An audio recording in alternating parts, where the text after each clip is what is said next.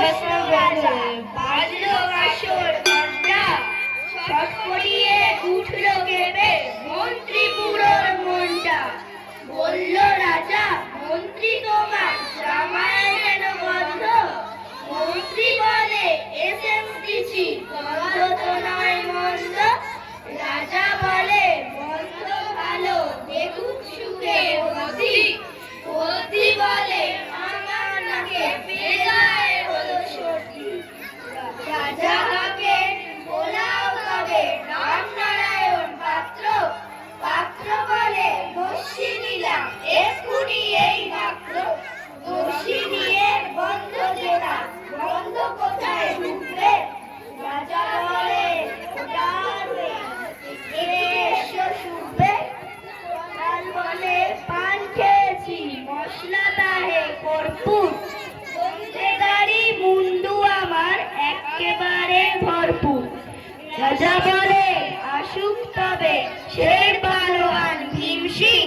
ভীম বলে, আজ করছে আমার সমস্ত গা ঝিমঝিম। রাত্রে আমার বোখার হলো, বলছি হুজুর ঠিক বাত। বলেই শুলে রাজসভাতে চক্ষু বুঝে চিৎপাত। রাজার শালা চন্দ্রকেতু তবেই ধরে চেষ্টা।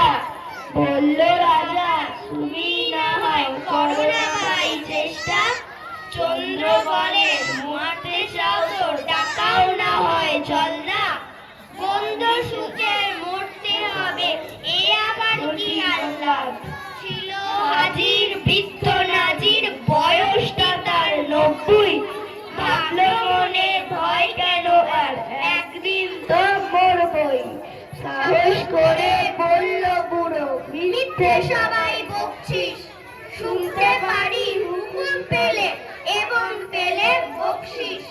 রাজা বলে, 1000 টাকা ইনাম পাবে সদ্য। তাই না শুনে উৎসাহেতে উঠলো বুড়ো মদ্য।